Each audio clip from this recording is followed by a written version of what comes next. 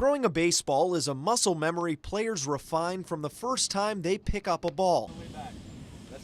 But during Mitchell Sandlin's junior season with the Riverview Rams, that same innocent motion triggered numbness in his pinky and a headache. I went to go pick up a baseball, and once I came back up, I just felt those symptoms. Mitchell missed a day of classes at Sarasota Military Academy before returning to school and practice, but that headache worsened. Then on a Saturday, Bill Sandlin tried to help his son catch up on homework. When I asked him to read a packet that he had, basically within the first sentence, he was verbally slurring the words. Doing math was really hard, like adding and subtracting simple numbers and equations. At that time, we knew we had an issue going on, so we took him to Sarasota Memorial Hospital. Staff at SMH transferred Mitchell to All Children's Hospital in St. Pete, where doctors frantically searched for a cause. Overnight, they found it. A blood clot had moved to Mitchell's brain, causing the 16-year-old to experience a PCA ischemic stroke. He could have called me and said he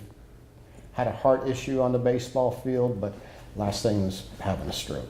You just don't hear about it. According to the American Stroke Association, the risk in children is 11 in every 100,000 each year. Dr. Mauricio Concha says the causes of adolescent strokes are much more diverse than adults. Strokes don't only happen in the elderly. The strokes happen at any age. Mitchell visited doctors all over the country looking for answers, but there was nothing conclusive. My quest was to find answers for my son. Why did the stroke happen, and how can we prevent another one? For other parents, there are risk factors like these to look out for, along with some warning signs. Whenever a parent identifies any sudden change in the neurologic condition or performance of their children, they should be worried, and they should call for attention, especially if that change is sudden. One change for Mitchell was his reading level, which dropped to that of a kindergartner. Just day-to-day life.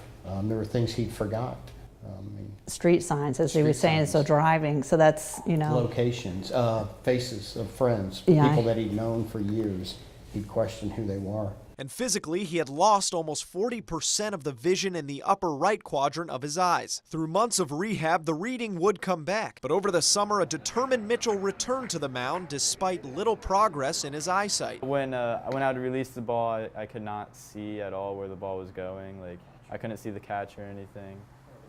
Because I would follow through so much, my head would be down. But as the summer and fall wore on, Mitchell was slowly becoming his normal self. The younger and healthier the brain is, the more plasticity, more room there is to repair. And by spring, he was ready to rejoin his team. It was just a morale booster for us, because last year was a tough season for us, but seeing him get healthy and seeing him progress made everything a lot more easier as our season unfolded. But it wasn't all smooth sailing. After sudden weight loss, Mitchell was surprised by another diagnosis of type 1 diabetes. Not to mention 2/3 of stroke victims sustain some sort of neurological deficit. It could even be something as innocent as difficulty focusing. I kind of just dumbed things down. I realized that school is more about just studying and completing your homework and managing your time. That hasn't stopped Mitchell from taking up piano and a job since his stroke, all in an effort to get on with his life, because you never know when it might throw you another curveball. In life, things don't get easier, you only get stronger. I just realized, well, if those two things happen to me, like, what's stopping me from playing baseball?